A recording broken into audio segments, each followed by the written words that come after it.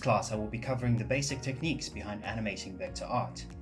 We'll start by learning a bit more about the software you're using and getting a good feel for it. Once that's done, we'll learn how to draw with vectors and dive straight into all the ways you can create animation.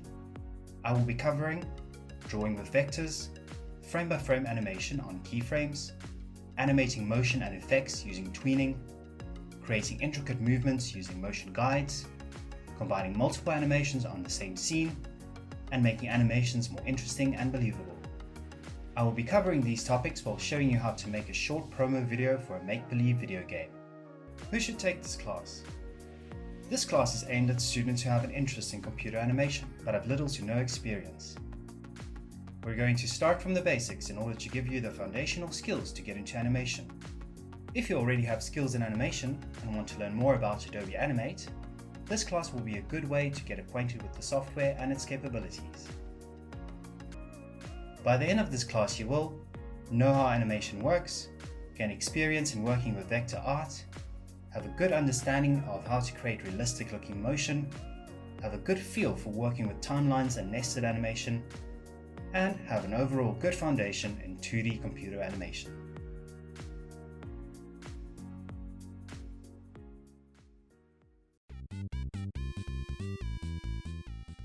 Every cool smartphone game has an impressive promotional video. For the project, I want you to go onto your app store and have a look at a few game trailers. Then think up your own make-believe game to design a video for.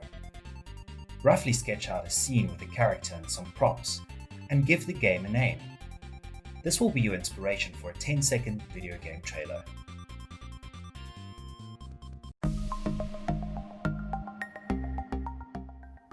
When opening up Animate, you are met with the welcome screen.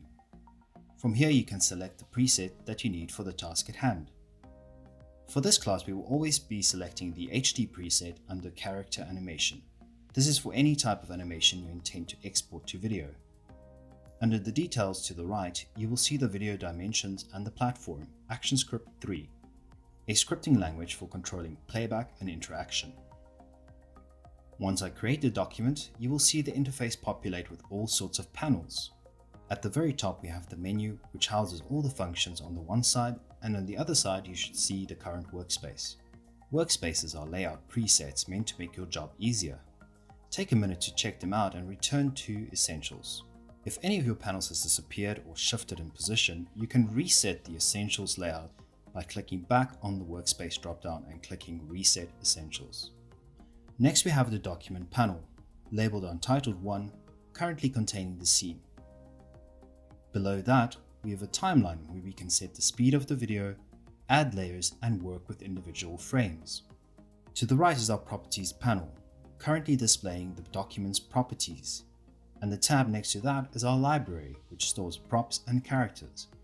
As you can see, the library is currently empty. Finally, to the far right is our Tools panel, and you'll notice that the default tool selected is the Selection tool, used for moving objects and modifying drawings. The stage, similar to an artboard or canvas, is where all the action takes place. This represents what is currently in the frame of your video. Drawings outside of it will not appear unless they move into frame later. I'm quickly drawing a few shapes, some ovals and rectangles, so we can have a look at how to move about the stage and work more accurately. The most obvious way to pan around is to use the vertical and horizontal scroll bars, or you can use the mouse wheel. The best way, however, is to hold down the spacebar while clicking and dragging on the stage. Whatever tool you were using before will switch back as soon as you release the spacebar. To zoom, I prefer to use the shortcut keys. You can also find zoom settings at the top of your scene panel, or in the view menu.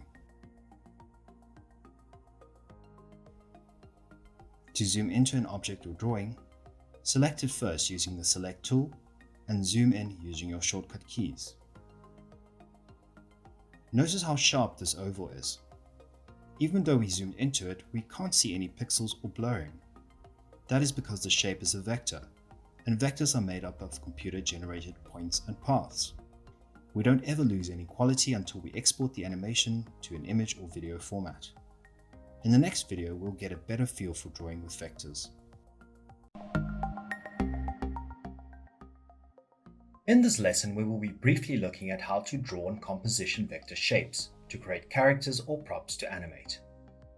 In front of us, we have a new blank document consisting of one layer and one frame.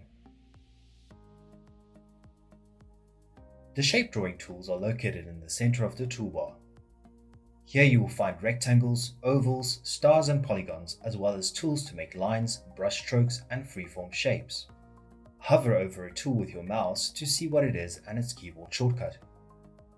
First, I'm going to select the rectangle tool. This changes the cursor to a crosshair. Notice that the Properties panel displays settings for the active tool. Here we can easily set the fill color as well as the strokes color, thickness, and width variation. Clicking on the color box next to the fill icon reveals the color picker, which has a range of 256 colors to choose from. Or click on the color wheel to mix your own specific color. I will leave the stroke color black and increase the stroke width. Click and drag to create a rectangle. Or hold Shift while dragging to create a perfect square. The same goes for the oval tool. Shapes do not always need strokes and can be drawn without. Simply set the stroke color to nothing. You will quickly notice that shapes in Animate work a little bit different from other software. Let me demonstrate. If I draw two shapes of the same color overlapping each other, their fills will combine to make one big shape. You can see this when I select and move the result with the Select tool. If I draw two overlapping shapes with different fill colors, instead of combining, they will subtract. This is Animate's default drawing mode. All shapes flatten on the current layer. If you prefer keeping overlapping shapes intact, switch on Object Drawing mode in the Properties panel. Then draw a shape. This time when we click on the shape to move it, it now has a box around it. To convert a drawing object back into a regular shape, use the break apart function and you will see it flatten down. We need some space. To select all the drawings on the layer, click on Frame 1. That selects everything we see on the stage. Next, tap Delete or Backspace on your keyboard.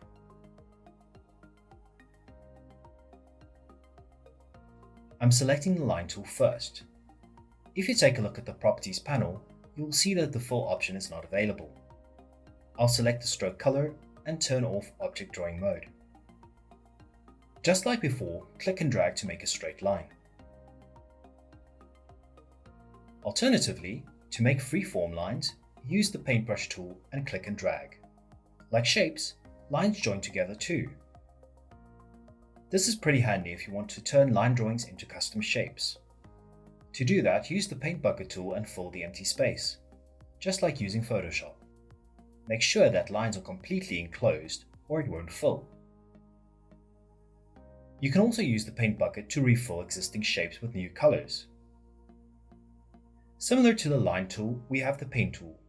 It's a very complicated tool to learn, but if you're lucky, you might already know it from Photoshop or Adobe Illustrator. This tool is used to create smooth, curvy lines, or custom shapes with flat or curved sides. For a flat-sided shape, single-click once to start, and once for every new corner point. Close the shape by clicking back on the starting point.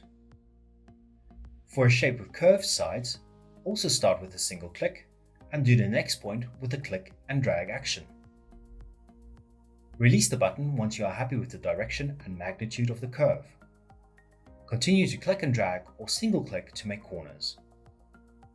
It takes a lot of effort to become totally comfortable with the Pen tool. Don't expect to master it in a day. Unlike the other shape tools, a shape drawn with the Pen tool reveals its path and anchor points. To neatly edit those, I'll use the Sub-Select tool. This tool can reveal and edit any line or shape's paths and anchor points.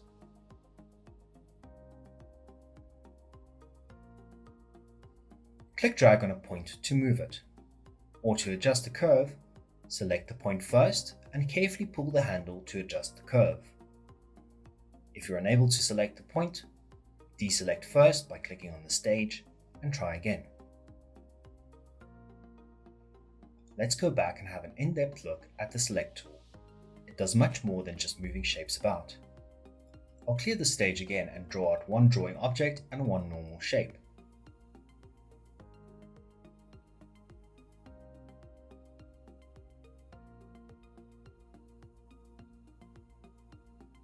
Make sure that you always switch back to the selection tool after drawing a shape. That way you can immediately move or modify whatever you just drew. To demonstrate this tool, I'm going to click on the regular shape. There are two things to notice here. Firstly, there is a dotted mesh almost completely covering the shape. That indicates that the shape, or a portion of it, is selected. And secondly, notice that the Properties panel now displays properties of a shape. From here you can change the full color. The stroke options appear to be grayed out. This simply means that you have the fill selected but not the stroke. In Animate, strokes and fills are not necessarily permanently connected. I'll single click on the stage to deselect. This time I'm double clicking inside the shape and you will notice the dotted mesh appears on both the fill and the stroke, and properties can be modified for both. Selecting part of the shape is actually quite cool. For instance, we can separate a stroke from its fill. If we make a drag selection by clicking and dragging from the outside of a shape, you will notice that only part of it gets selected.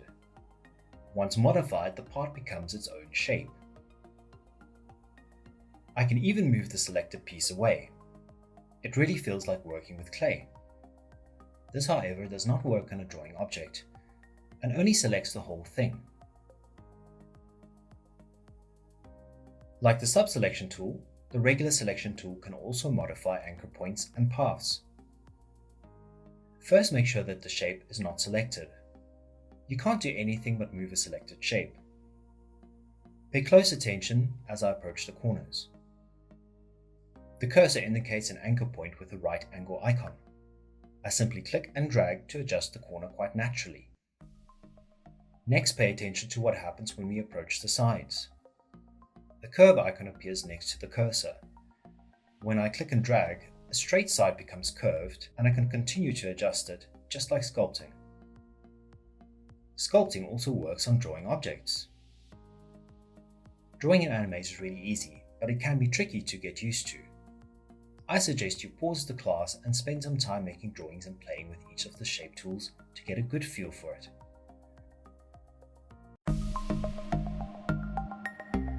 For this section of the class, I will be working in detail, so you're free to work along if you'd like. We will be drawing a Mario parody called Angelo. He is a simple character, drawn with rounded rectangles. Once drawn, we will animate him walking. I'll start with the head. Select the rectangle tool, set the color to any skin tone or type this color code.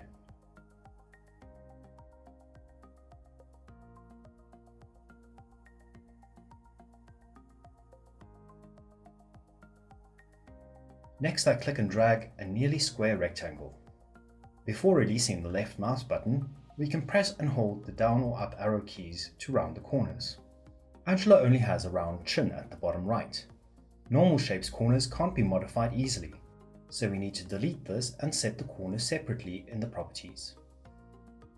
To set roundedness on the fly, I will switch to the rectangle primitive tool. I click the rectangle tool and click again to select the rectangle primitive tool from the drop-down. With this tool, we can draw a rectangle and adjust the corner radius afterwards. I draw the head again as before. Then I switch to the selection tool. To adjust roundedness, we drag the controls on the selection box. To unlink the corners, I click the link icon in the rectangle options. Now each corner can be adjusted separately.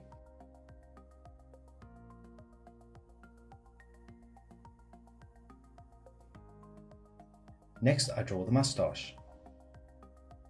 I switch to black and reset the corners. I'll draw this on the side first and move it in.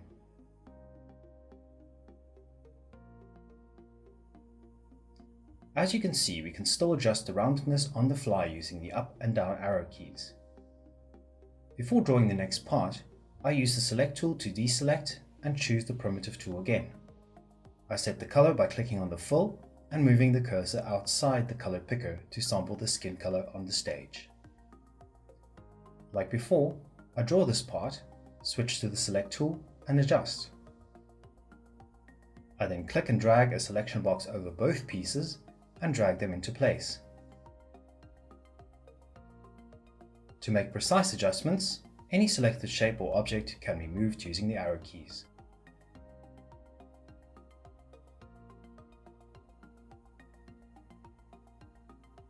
Next, I draw the eyes directly on the face. We choose a white fill and draw.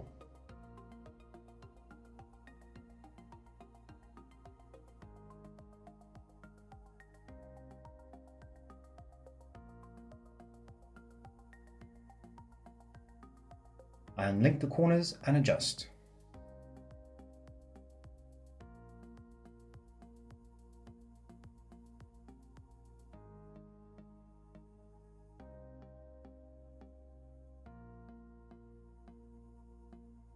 Similarly, I draw the black pupil.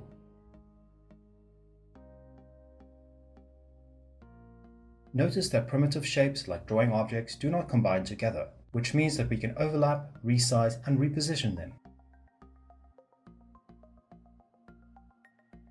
The eye and the pupil belong together. I click once to select the eye and shift-click on the pupil. I then choose Group in the Modify menu. Now both pieces stick together. We can ungroup at any time with the Break Apart function. I'll keep them grouped. Next, we duplicate the eye. Hold the Alt or Option key and drag out a duplicate. I select both eyes and position. Next, I'll draw the hair.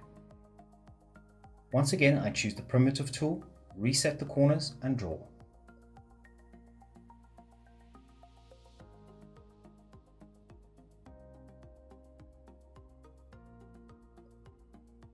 I position it and draw the bit on the top.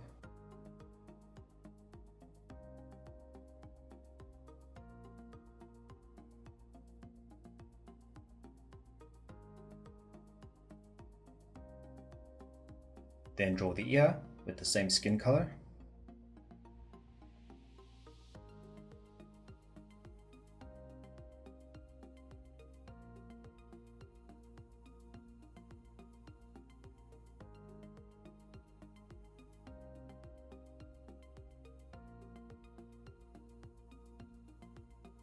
Next, I draw the hat. I select the Primitive tool and then we can choose any blue or type the color code.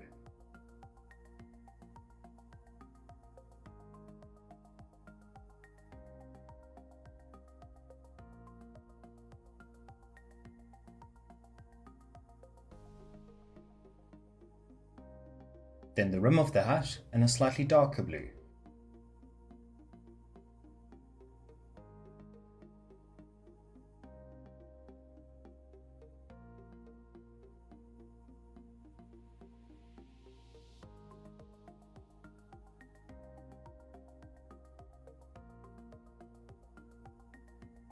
To finish it off, I'll create a big letter A. I select the Type tool and set the family to Arial Rounded, the size to 35 and a white color.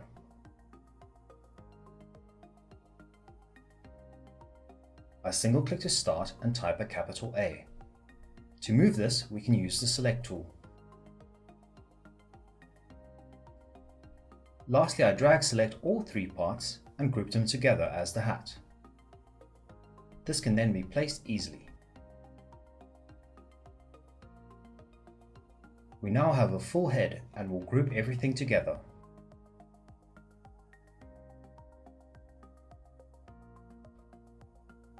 Moving on, we draw the body, starting the same way.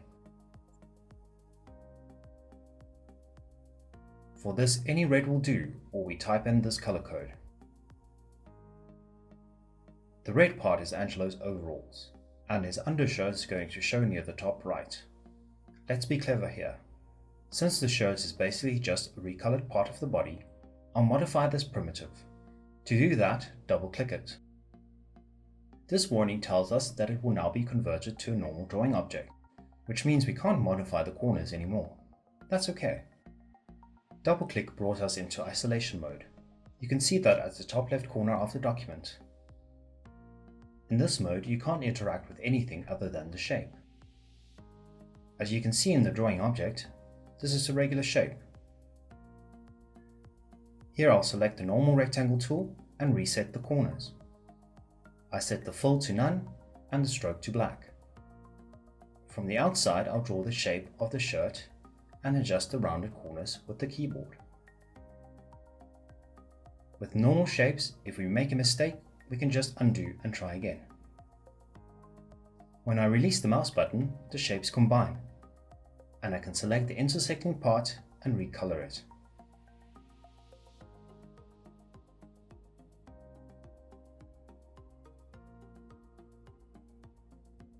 I then double-click on the line to select all of it and press delete.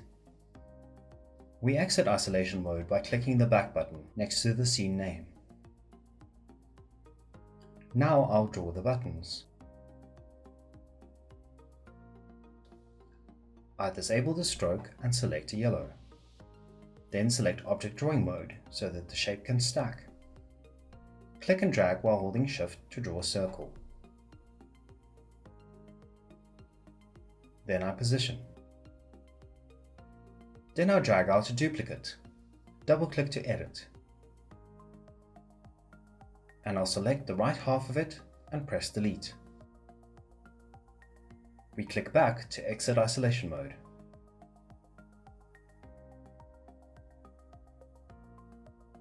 To draw the arms, I'll go back to the primitive tool and draw a blue upper arm.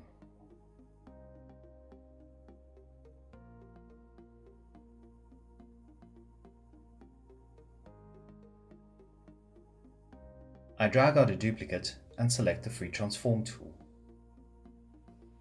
I then move the mouse cursor to just outside the corner and drag to rotate. Hold down Shift to snap to 90 degrees.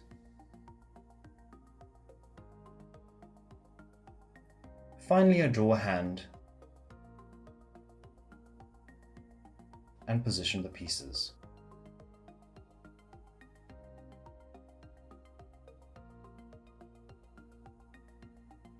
And we group everything together.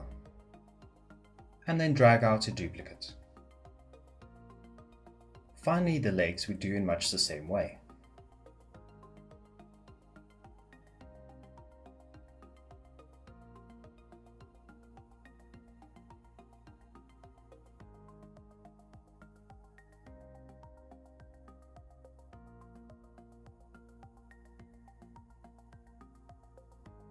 The shoe here needs some extra care.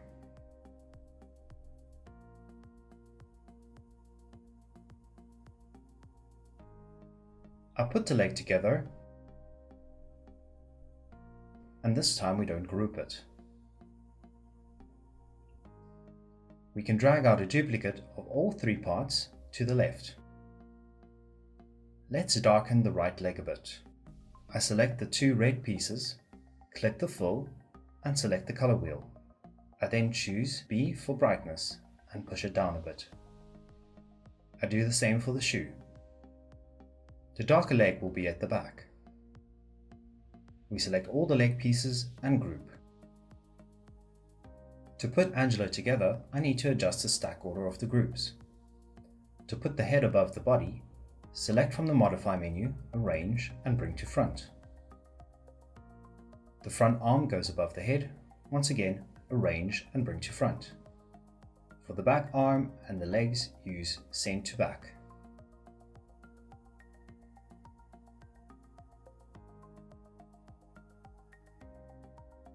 Now for the fun part. We will draw Angelo's legs in 8 different poses to use for animation in the next lesson. Take a look at this walk cycle. As you can see, there are 8 snapshots of legs in motion, and the last pose is identical to the first. Before we can animate, we need to draw them. I'll duplicate Angelo's legs and break apart to ungroup.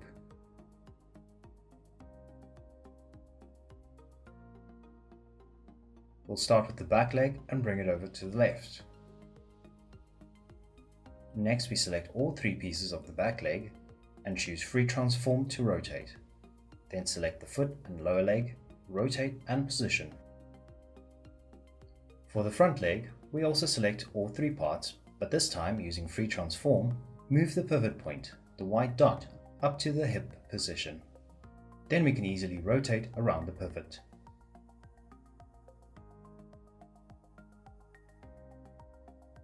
I finalize at this point by grouping the pose.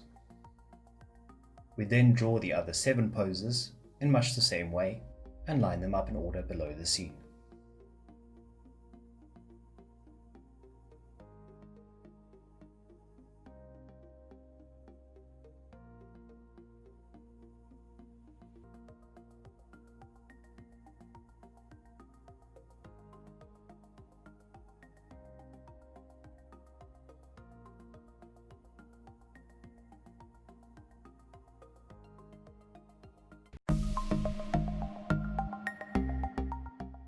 In this lesson, we will be putting Angelo's legs in sequence frame by frame.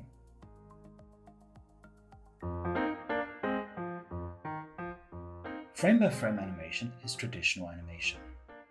This type of animation takes ages to do, so I reserve it for things like walking or dramatic facial expressions. If you were ever bored in school, you might have made 1 or 2 of these animations in the corner of your workbooks. The amount of pages we use, or frames in this case, depends entirely on the type of action we want to show. The kind of walk cycle we're animating only needs 8 frames. 8 frames seems like nothing, less than half a second, but for a fast walk, it's all we need. These 8 poses played on a loop will create the illusion of walking. Let's begin. First, we'll put all the moving parts into separate layers. We already have one layer. Let's use it for Angelo's body and head. Rename it to Angelo Body by double-clicking on the text. Next, create 3 empty layers. Name them and order them as shown.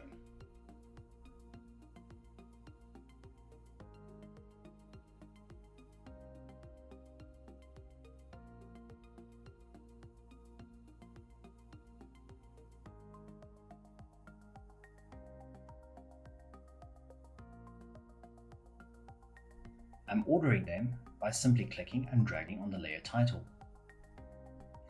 Let's move each part to the correct layer. Drag select all the leg poses. Notice that once we click on any one of the legs, its layer gets automatically selected. Now we cut the selected objects and change to the legs layer. Right-click and select Paste in Place. You should see the empty keyframe become filled. To check that the legs are on the right layer, click the visibility toggle. If they are all on the layer you hide, they should all disappear. Now do the same for both arms.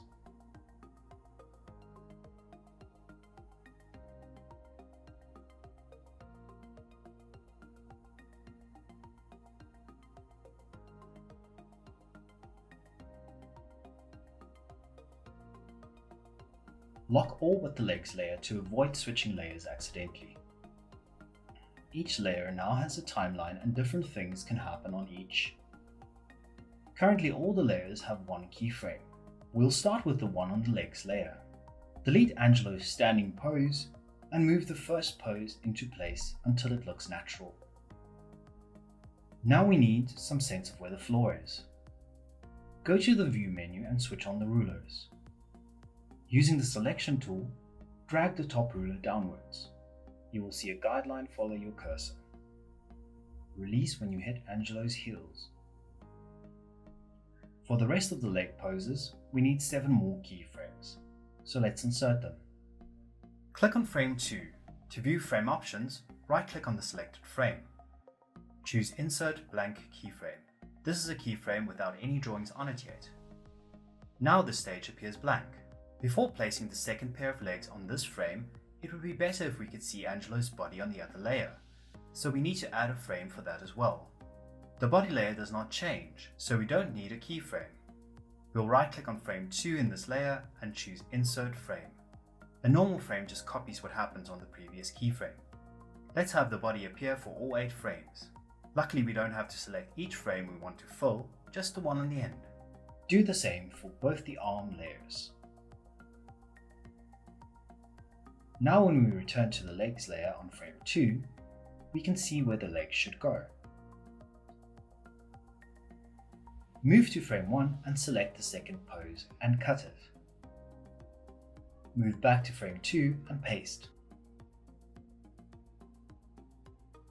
Move the legs to where they look natural. Click on frame 3 and insert another blank keyframe. Do the same for the third leg pose.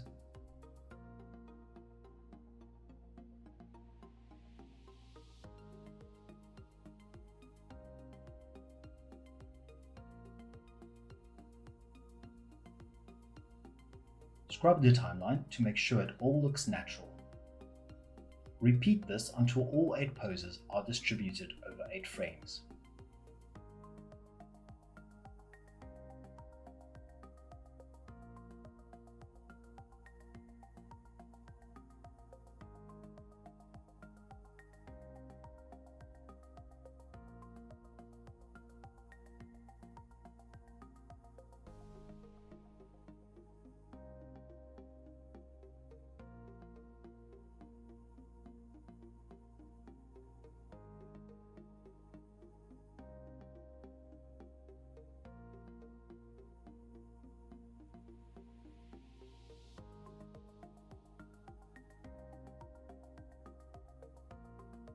To play the animation, go to the Control menu and click Test. It is quite fast at 24 frames per second. We need to adjust the timing. We can do that by inserting normal frames in between each keyframe to hold the pose for 1 frame longer. This is a bit tedious to do for all 8 keyframes. I'm going to undo and rather highlight the frames I want to adjust timing for. To do that, deselect your keyframe first, then click and drag to highlight all 8 frames on the legs layer. Next, drag the highlighted line on the right all the way to frame 16.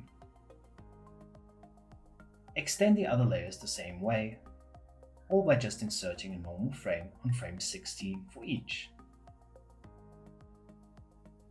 The leg animation now holds each pose for longer, slowing the animation. It looks a little choppy, so we won't make the timing any longer than 2 frames per pose. Lastly, we will animate the arms in the same choppy way. Select the 3rd frame on the front arm layer, and this time insert a keyframe. This makes a copy of the last keyframe, but this time you can record a new change. Select the free transform tool, adjust the pivot to the shoulder, and rotate it back a bit. Now on frame 9, we want the arm to move back. Instead of inserting a new keyframe and rotating the arm back, let's copy the first frame and use that instead. It's easier than recreating a pose that already exists. Right-click on frame 1, choose Copy, and then right-click on frame 9 and choose Paste. From here the arm can go up. Choose frame 11 and insert a keyframe. Rotate the arm up.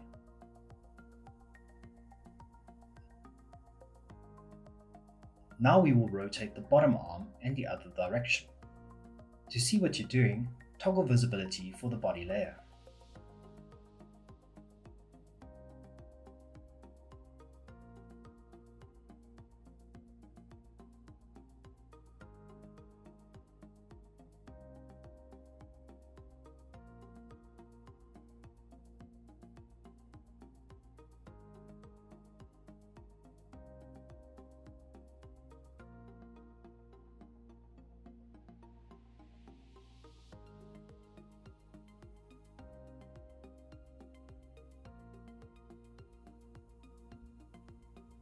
Finally, test the video to see what it looks like.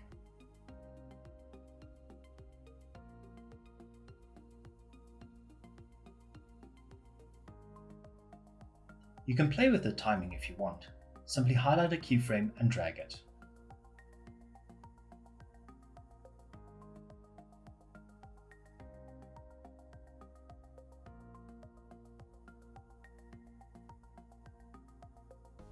I will undo this because I worked out the timing beforehand. To celebrate a job well done, let's export this walk cycle to an animated GIF. Click the File menu and choose Export to Animated GIF. Deselect Clip to Stage and click Save.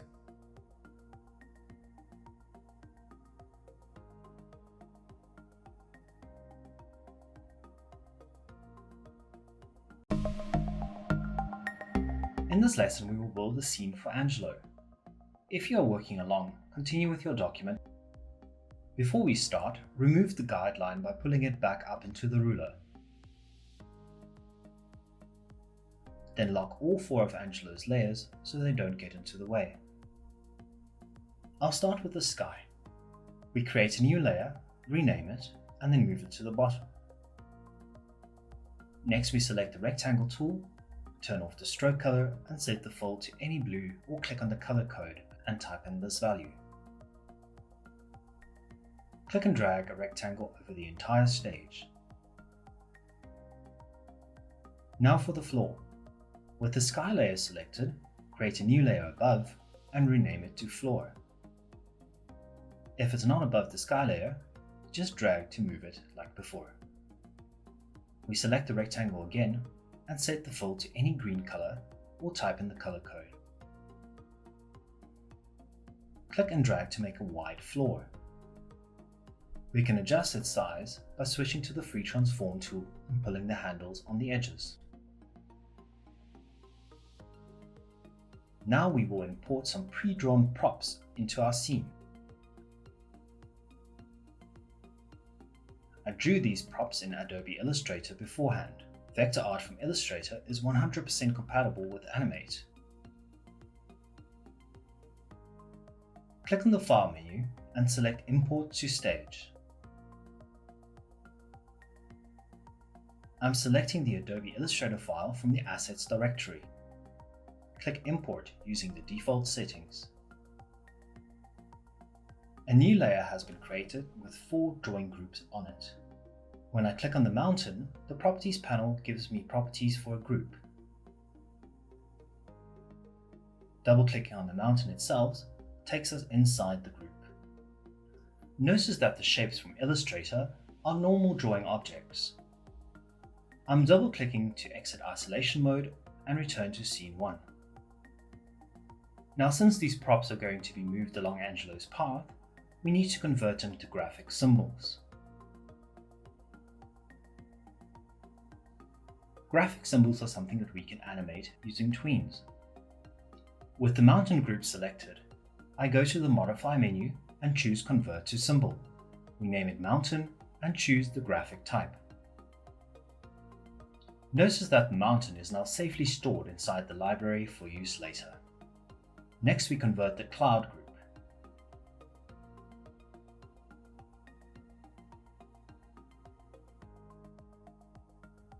Then the sky turtle. I just call him Airboy. And then the mushroom.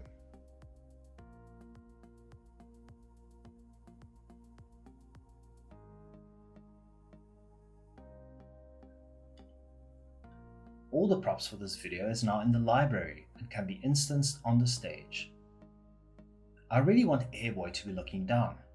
Let's edit him by double-clicking on his picture in the library. Notice that Airboy has its own timeline and layers separate from the main stage. Double-click on the drawing group to get to the shapes. Here we deselect first and then shift-select both eyes. We tap down on the keyboard to position the eyes lower and click back to Scene 1. If you look at Airboy now, he looks down in the library as well as on the stage. When an instance of a symbol is on the stage, it is just a copy of that in the library. It is now okay to delete the layer from the import. Create a new layer above the sky layer and name it Clouds. Then drag an instance of clouds onto the stage and position it. Add a layer above clouds and name it Mountain. Like before, drag a mountain from the library.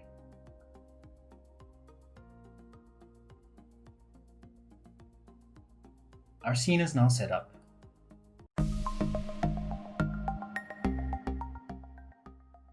In this lesson, instead of drawing each frame, we will be doing the key positions and auto-generate the in-between frames. In Adobe Animate, Tween is short for in-between. Take this circle animation for instance. In traditional animation, the animator draws a starting position and an ending position a few frames later. An in-between artist will then come in and draw all the frames between the two key positions. In this case, everything between frame 1 and 24. If we animate on 5 frames per second, we can see that less frames in the same motion makes for a choppier animation. The timing of both animations is set to 1 second, but the result is much different. For our purposes, we will keep the animation speed at 24 frames per second. To create a tween, we need a symbol instance on its own layer. The mountain and the clouds have already been set up in this way. Let's move the mountains to a starting position all the way to the right.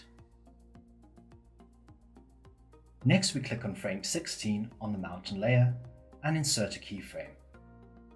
As you know, this makes a copy of the previous keyframe. Making sure that you stay on frame 16, drag the mountain all the way to the left.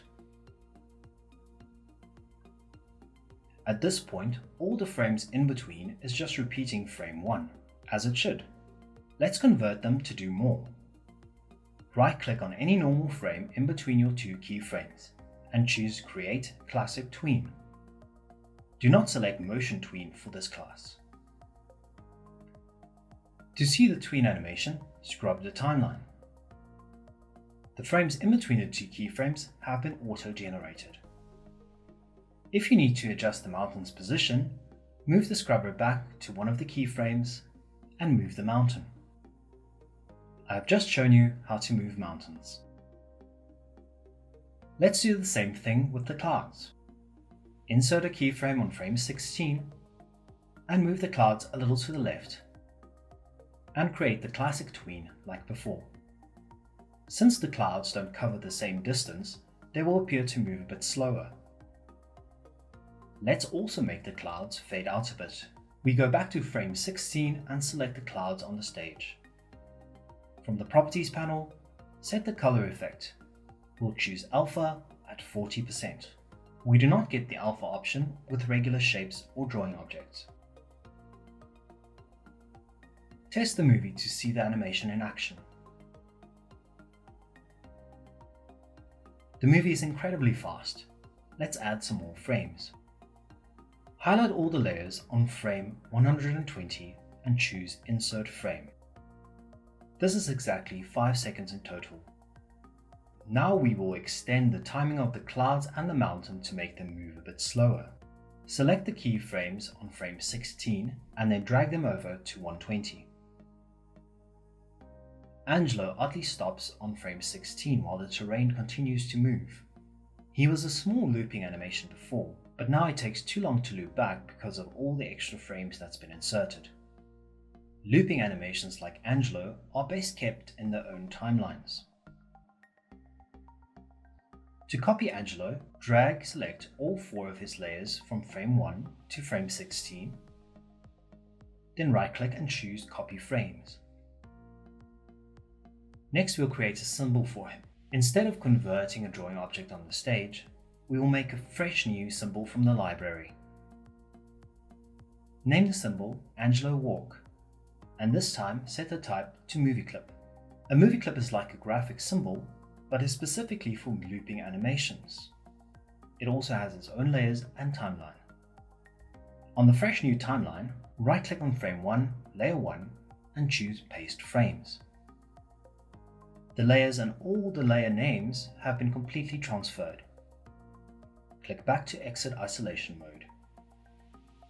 Angelo is now in the library. Click on the small play button in the symbol preview to see him walk. Now it's safe to get rid of all the original Angelo layers.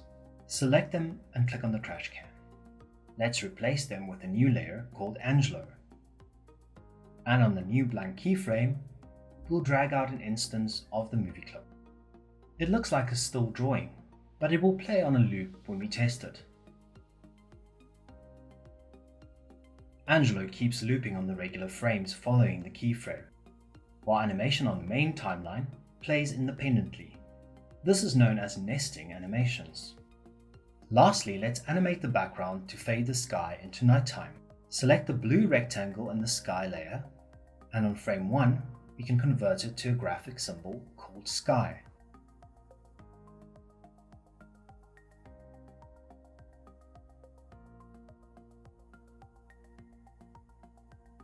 Now that the sky is a graphic instance, like before, we set a second keyframe. We want the fade to go on for a whole 5 seconds, so insert a keyframe on frame 120. We click the sky instance on the stage, and in the Properties panel, this time we'll choose Tint, and set the color to dark blue at 70%. Create the classic tween and test the animation.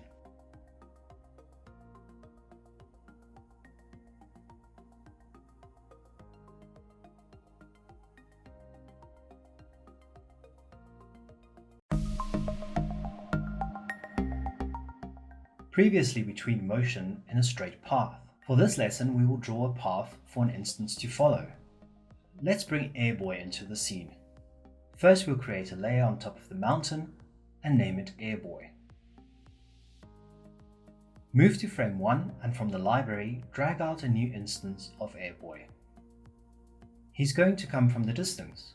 We'll select the free transform tool and scale him down while holding shift. Let's move him to right below the floor line. For convenience, hide the layers above. Airboy is going to outrun Angelo. Set a new keyframe a bit before the end of the animation at frame 110. Now we scale him up and move him out of frame to the right, and create a classic tween. We'll test and have a look at what we have so far.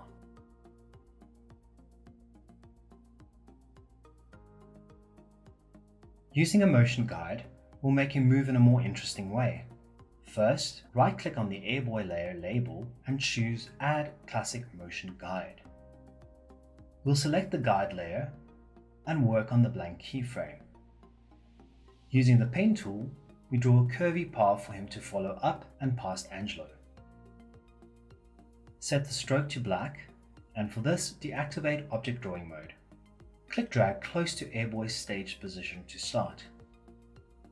Then we click drag a new point roughly a third in from the left, and then one outside the stage to the right. You can use any line tool to do this. I'll switch to the Direct Select tool to play with the curve.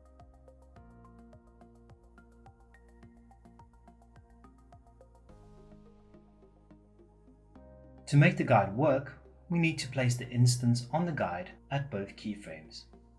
First at frame 1, you want to bring the instance's pivot point close to the line until it snaps into place. And we do the same at frame 110.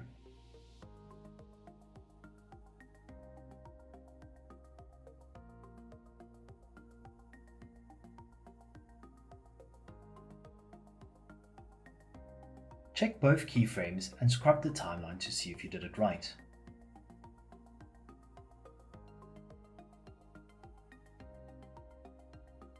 Toggle the hidden layers to visible. Finally, test the animation to see if the motion path needs adjusting.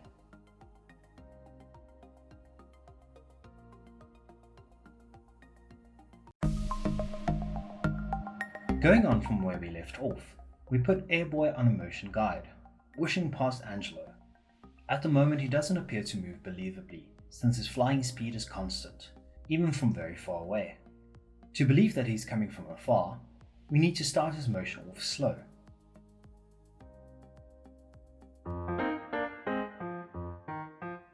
Take a look at these circle animations. Both complete their motion in exactly 1 second, 24 frames in total. Their timings are the same, but both of them look very different. The reason is spacing. The top circle moves at a linear constant speed, which means all the frames are evenly spaced. The bottom circle animation, however, moves with an ease. Some frames are spaced closer together at the beginning, which will make it appear to move slower at the start and speed up near the end. This is done to show acceleration. There are many ways to add ease, as shown here. Ease in starts slow and ends fast. Ease out starts fast and ends slow. And ease in out starts and ends slow. Easing motions give your animation realism, and you will see this in this lesson.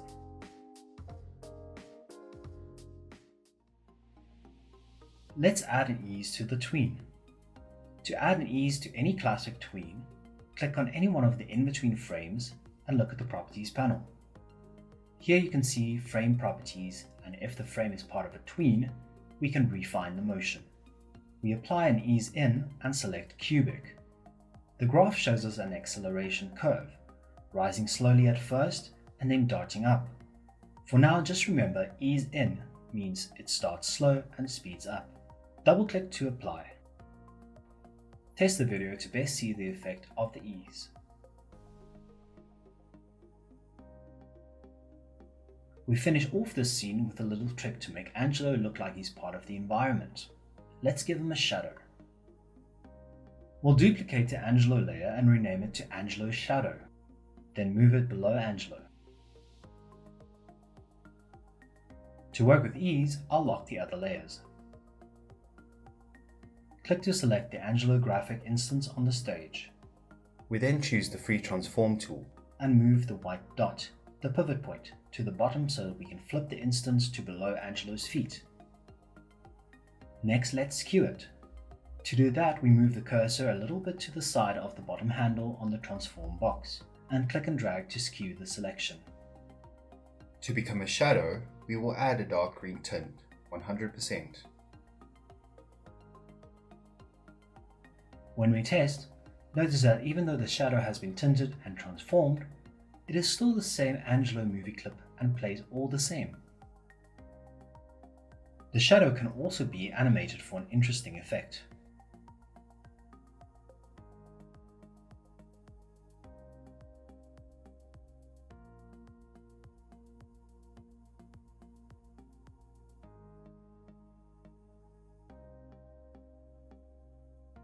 Let's add a second scene. Go to the window menu and switch on Scene. We click on the New button to create a second scene. We can switch back to Scene 1 at any time. This scene will display the title of the game. We start by renaming the layer to Background, and we will add an instance of Sky to the stage. Let's make it nighttime and change the tint of this instance to very dark blue like before. It remains blue for a bit. We'll add a keyframe on frame 20 to mark the start of a new tint tween. The end keyframe is on frame 35. Click the instance and set the tint to a coral color, 80%.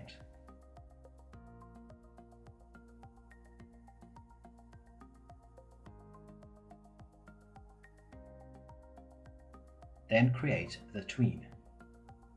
After frame 35, the background will remain the same for the duration, which is 120 frames total. Next, we'll draw the game title. For now, we don't want it on the stage. Let's make it in the library. Click on New Symbol and name it Title, with type Graphic. First, rename the layer and select the Type tool.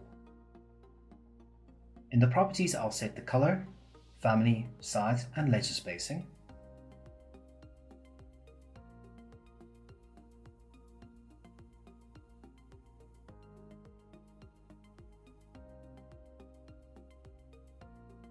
We then click on the stage and type Mega in caps.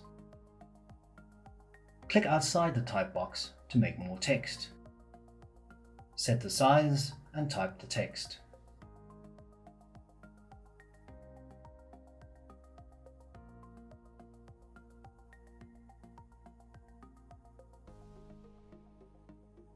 Using the Select tool, we position.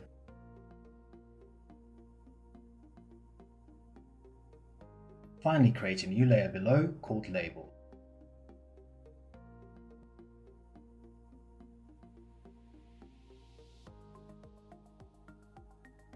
We use two black rounded rectangles and draw frames around the text.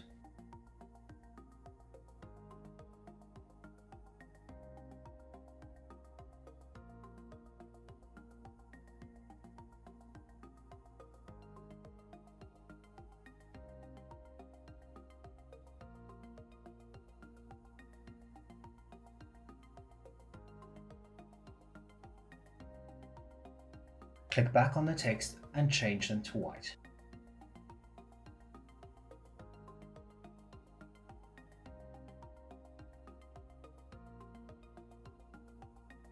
Then click the back button to exit isolation mode. We'll keep this in the library for later. First, we'll make a fun little animation to do with the mushroom. Create a new layer and rename it. The mushroom will animate into the scene at frame 20. Drag an instance of the mushroom to above the stage and position in the center. I'll now show you how to animate a fall and an iconic mushroom bounce. We add a keyframe to frame 35 and move the mushroom nearly all the way down. Then I'll add a keyframe to 40 and 45. The two keyframes at the start and end, 35 and 45, is the position on the floor. Frame 40 is the highest it will bounce, so we move it up. Then we'll add the tweens. When playing on the timeline, we see that the linear constant motion looks very robotic. First, we need an ease in to accelerate the falling down. Double-click on Circ to apply. Then an ease out to slow down while going up.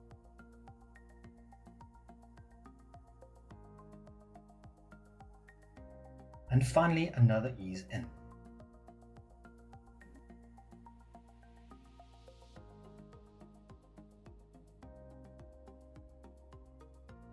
To make the mushroom look like it's part of the environment, let's make a shadow. Make a new layer below the mushroom and rename it. We'll start where the mushroom starts and make a keyframe. Unlike Angelo, we can just use the circle as a shadow. Use the oval tool and draw a disk. We then convert it to a symbol and adjust the final size.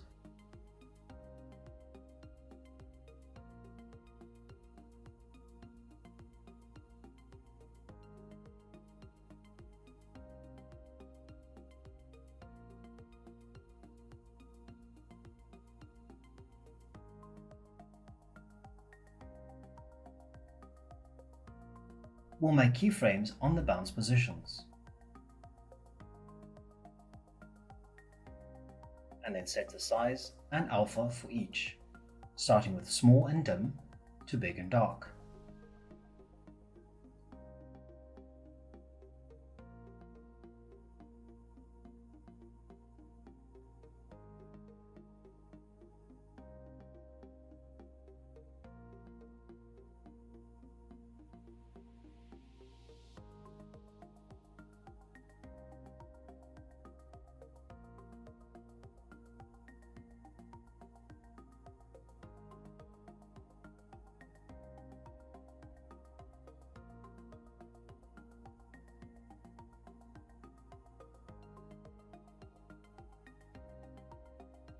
Create classic tweens and add the same easing.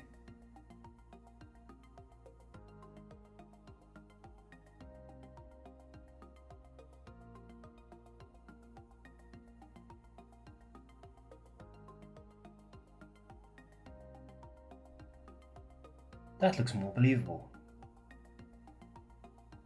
Once the mushroom falls in, we can add the title. I'll create a new layer at the top and name it Title. Then we create a keyframe on frame 50 and position the title graphic instance on the center of the stage. We're going to bounce the title in. So we create another two keyframes on 55 and 57. Resize the title like this, starting small,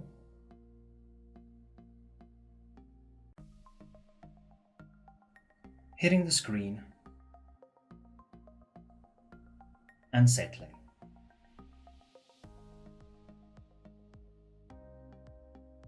Create the tweens and add a circular ease in at the first.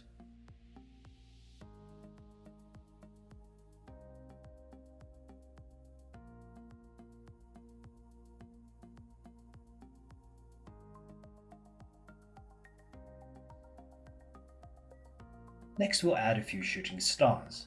So we'll create a shooting star movie clip. First we need a star graphic. Make a new graphic symbol in the library and name it star. To draw a star, choose the polygon tool and in the option select star. Change the color to black. Drag from the center of the stage and go back to scene 2.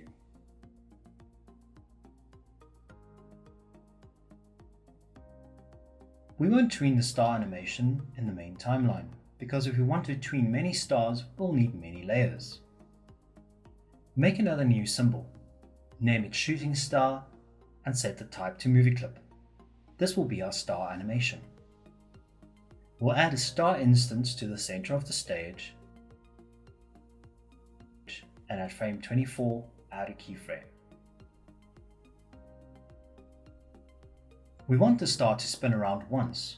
It won't help rotating it 360 degrees and then creating a tween. In Animate, that's the same as 0 degrees. Instead, click on one of the tween frames and then the properties select clockwise rotation. Now we'll exit isolation mode and return to scene 2.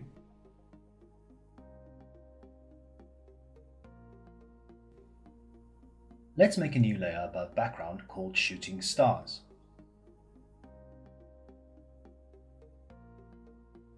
We'll add a keyframe on frame 5 and add some shooting stars. We'll start with one, size it smaller, and tint it white.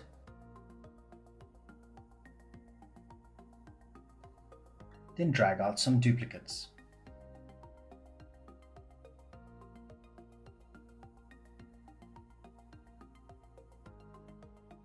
With movie clips, we can add many instances to the same layer as long as we don't tween them all on one layer. Test the scene to see the effect.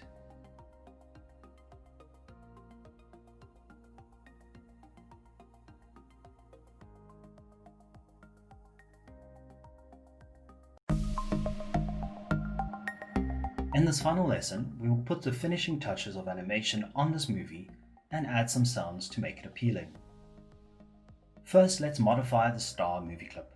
To edit a symbol, you can also do it from the stage to get an idea of what it will look like in context. First, we move to frame 5 and double-click on any one of the star instances. As you know, this will modify all of them. We see the chosen star turns black, the symbol's original color before we applied the tint. Now let's make the star fall. At this stage we don't want the star to loop every second, so let's extend the time to 120 frames. Remember, first highlight a keyframe, then drag it. Now we move the star a full screen length down. To look more exciting, we can increase the amount of rotations to 4. Lastly, we go back to frame 1 and make the star a little smaller.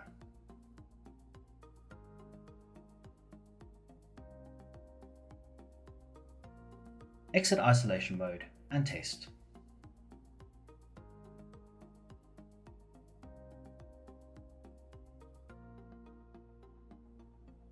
I'll rotate the star on the main timeline to give them some variation.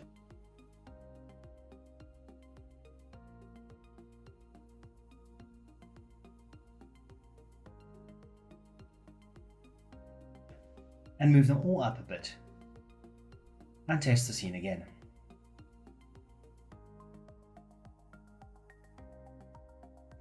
That looks cool. The final animation we'll put in is super simple, a lightning flash. At the very top, create a new layer and rename it to Lightning Flash. Here I'll select the rectangle tool and set the fill to white.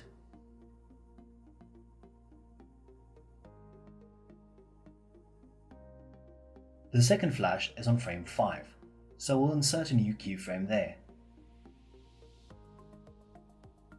To make the flash disappear, we can insert blank keyframes on frame 3 and frame 6.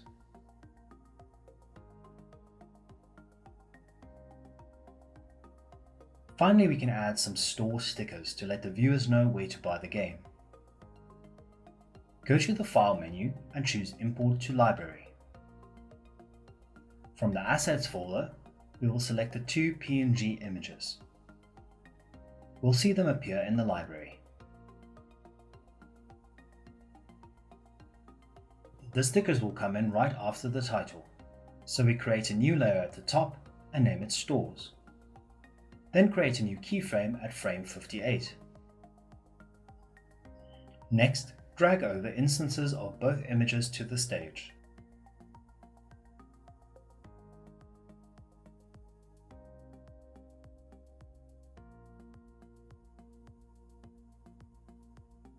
We are now ready to test the whole movie. It has a total running time of 10 seconds for both scenes.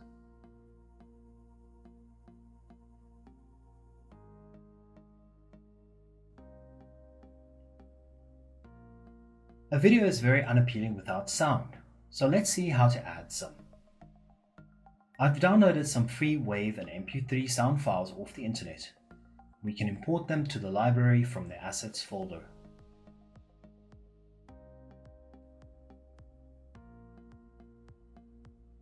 Let's go back to scene 1.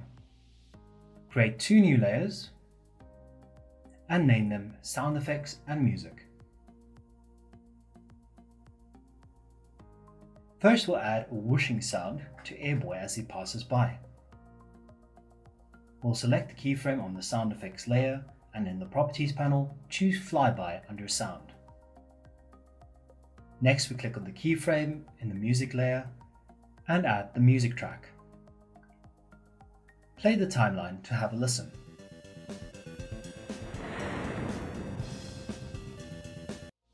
Sound makes a big difference.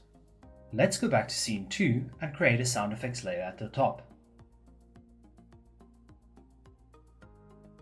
Now we're going to add thud sounds to the mushroom. To time the sounds with each bounce, we'll create a keyframe on 35 and 45 and select the thud sound on each.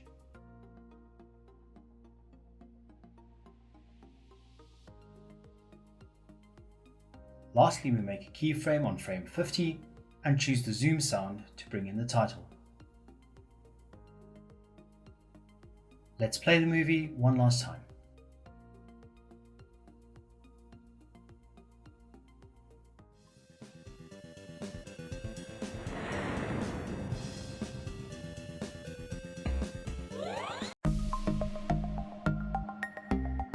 Now that we've created a whole movie, we can export it to video or other formats. To hear the sound in scene 1 when we export, select the two sound keyframes on frame 1 and move them to frame 2. This is a workaround for an unfortunate Animate bug. To export, simply click on the File menu and Export Video. We have the option to send it to Adobe Media Encoder, which is best if you want a smaller file size. For this, you require Adobe Media Encoder to be installed.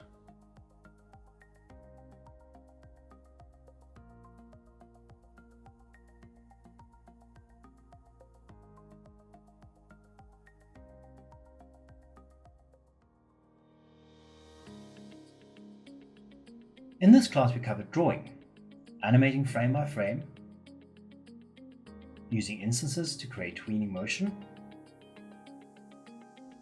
We work with motion guides. We learned how to add easing to create realism. And we combine everything together with sound to create an animated movie.